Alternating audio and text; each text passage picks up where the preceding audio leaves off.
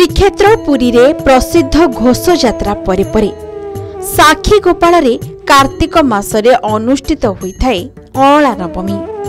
एही अळा नवमी रे राधाराणींकर पाद दर्शन करा जायथाय। ओडिशा एवं ओडिशा बाहरु लक्षाधिक भक्तंकर समागम होइथाय। चलित वर्ष आसंताकाली रविवार पाहांतीरु समस्त नीतिकांति एवं पालिया सेवकों को दर्शन देवा परे श्रद्धालु माने मांकर दर्शन पाइबार सुजोग पाइबे। ओडियाणी बेश हेबे मां राधाराणी। राति गोटेरु मंदिर खोला जाई मंगल आरती मर्दन अवकाश आदि करा जाई साक्षी गोपीनाथ नटवर बेश हेबे ओ मां राधाराणी को राधा दामोदर बेशरे सुवर्ण अलंकार रे सुसज्जित कराजिबो। महाप्रभुंको मंदिर रे सूर्य पूजा द्वारपाल पूजा बल्लभ सकाळ धूप एवं बाल धूप कराजिबा परे आरती कराजिबो। एहा परे साहाण मेला दर्शन आरंभ कराजिबो। एने जिला प्रशासन पक्षरु उपजिलापालक अध्यक्षतार प्रशासनिक अधिकारी और सेवायत मानकु नेई समन्वय बैठक करा जायथिला। एने प्रशासन पक्षरु आलोकीकरण सह मंदिर चतुर्पार्श्व सफेई नुआ करी रंग काम मध्य करा जायछि। पवित्र अळा नवमी जो कार्तिक मासर शुक्ल पक्ष नवमी तिथि माँ राधाराणी पाद दर्शन ओडियाणी बेसरे माँ राधाराणी यही दिन सज्जित होती। वर्ष गोटे दिन सुजोग लक्षाधिक भक्तर समागम ये होता है। पूर्व रात्र प्राय गोटाए द्वार खोल मंदिर उन्मोचन कर मंगल आरती महाप्रभुंर मर्दन अवकाश नीति सरिया महाप्रभुंर जो नटवरवेश साक्षी गोपालंकर से नटवरवेश हे माँ राधाराणी काणिया कछा मारी पाट शाढ़ी परिधान करेंगे ओडियाणी बेसरे सज्जित हे। पुराणा जो उत्कलीय परंपरा क्रमे जो ब्राह्मण घर बहु मैंने जो भली गहना गांठी परिधान करती से भली माँ हूँ सुवर्ण अलंकार परिधान करेंगे।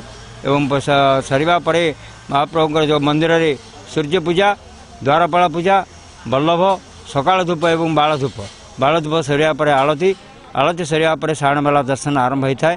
एवं प्राय आशा करूँ खूब शीघ्र 6टा पूर्व दर्शन आरंभ होगापाई 6टार निर्धारित होगापाई किंतु आहरी आगुआ प्राय घंटे आगु दर्शन आरंभ हो आम आशा करूँ। मंदिर प्रशासन तरफ पूर्व दिन राति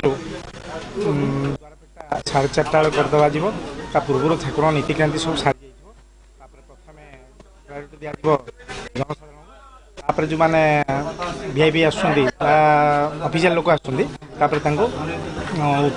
दक्षिण द्वार भितर प्रवेश करा एवं उत्तर द्वार पटे प्रस्थान करा।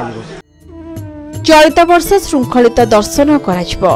वर्षको थरे ओडियाणी बेशकु नै भक्तंक मनरे उत्साह रही थाए। कार्तिक मासरे एही दर्शन पाई पुरी एवं अनेक अंचलरू हबेसियाली माने मध्य एठाकु आसीथांती। तेबे समस्त भक्त माने किभली भाबरे श्रृंखलित दर्शन करिवे सेथिपाई भक्तंक मनरे उत्साह लागि रहिछि।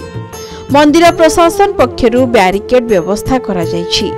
लंबा लाइन रे श्रद्धालु माने धाड़ी रे ठिया होई मांकर पाद दर्शन करिवे। तेबे साक्षी गोपीनाथंकर एही पवित्र पर्व को समस्ते एकत्रित होई सफलतार सहित शेष करिबा पई सत्यवादी विधायक जनसाधारण को अनुरोध करिसंती। प्रशासन सहित सामिल होई समस्त व्यवस्थार स्थिति परखिसंती। अळा नवमी आसंता 10 तारिख दिन सत्यवादी साक्षी गोपाल मंदिर रे अनुभव एथिपाई दर्शन व्यवस्था सकाळ 5टा ରୁ 6टा सेवायत मान 6टा पर साण मेला दर्शन करा जायछि। एठी पूर्व द्वार दे प्रवेश रहिबो जो मानक पाखरे पास रहिबो से माने पश्चिम द्वार दे प्रवेश करी दक्षिण रे हमर मंदिर भीतर को प्रवेश करिवे। एवं सेथिपाई सबु विभाग तरफ संपूर्ण भाव व्यवस्था करा जायछि। रोड कंस्ट्रक्शन कर दिया सारिछि, बैरिकेड हो सारिछि, पीवा पानी व्यवस्था मध्य करा जायछि। एवं गोटे आमर जो फायर व्यवस्था भी समस्त करा जायछि। तेणु समस्त प्रकार व्यवस्था कराई स्वास्थ्य विभाग भी सजग रहिबो समस्त व्यवस्था हमर करा जायछि।